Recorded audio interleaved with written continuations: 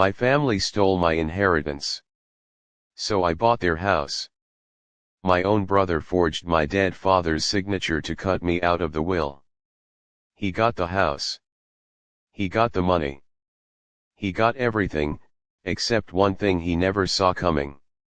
6 years later, I bought that exact same house and I sat in his old bedroom, sipping coffee, while he stood outside the gate, begging me to let him in. This is the story of how I lost everything, and won it all back. My name doesn't matter. What matters is what happened the week my father died. I was the one who took care of him.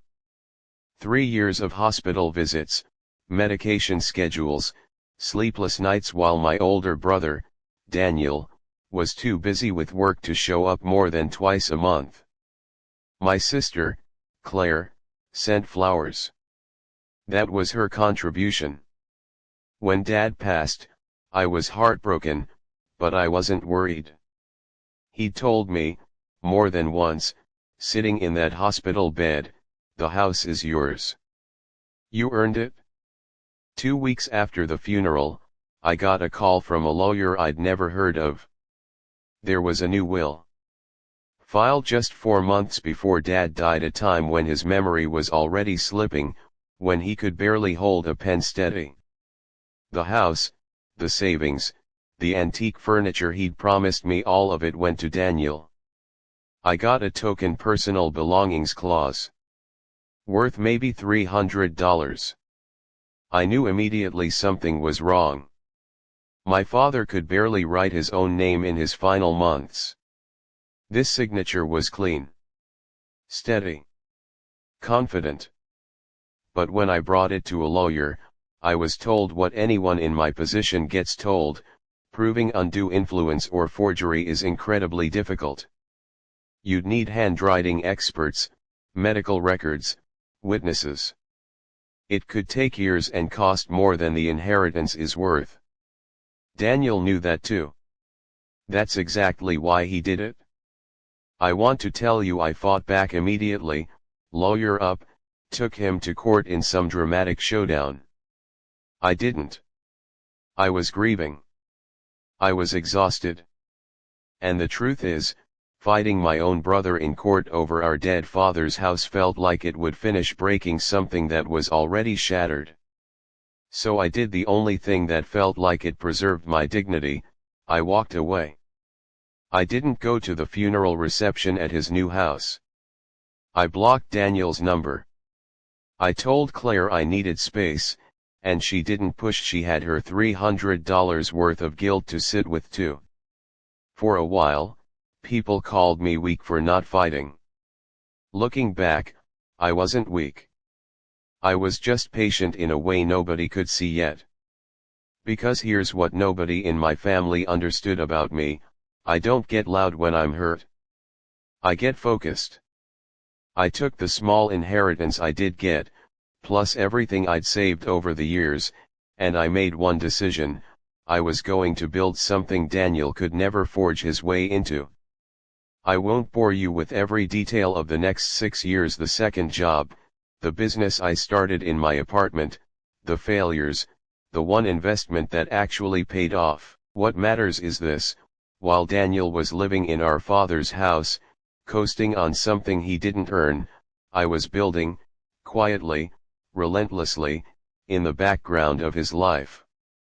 2 years in, I heard through Claire that Daniel had taken out a second mortgage against the house to fund a business venture. Of course he had. He never respected what that house represented to him. It was just an asset to leverage, not a home our father had built with his own hands. 4 years in, the business venture failed. Badly. By year 6, I had a real estate contact quietly monitoring foreclosure filings in our old hometown for exactly one address. When that address finally showed up, I didn't celebrate. I just made one call. I bought the house at auction. Through an LLC, with my name nowhere on the paperwork that Daniel could easily trace. I didn't do it out of revenge for the sake of revenge. I did it because that house was never supposed to leave our family the way it did, through a forged signature and a dying man's shaking hand. Buying it back wasn't about punishing Daniel. It was about correcting something that was broken the day that fake will was filed. I spent the next few months renovating it. Slowly. Carefully. I kept Dad's old reading chair. I refinished the kitchen table where he used to do crossword puzzles. I turned his old study back into exactly what it used to be. And then, almost a year after the foreclosure, Daniel showed up at the gate. He didn't know it was me. Not until I walked outside. The look on his face when he saw me standing in our father's doorway is something I'll remember for the rest of my life.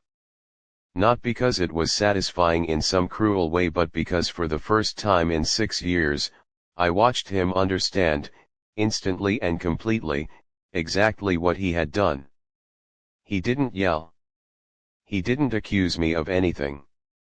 He just asked, quietly, "How?" I told him the truth. I didn't take anything from you, Daniel. I just stopped waiting for you to give back what was never yours to take. I let him stand there a moment longer than I needed to. Then I told him he could come in for coffee, if he wanted to talk like family again. He didn't come in that day. He needed time. And honestly, so did I.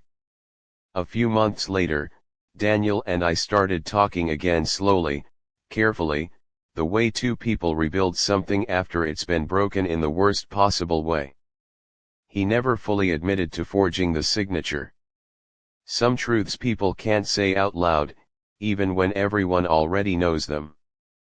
But he did say one thing that stuck with me: "You did what I never had the patience to do. You built something real instead of just taking what was already there." I didn't buy that house for revenge.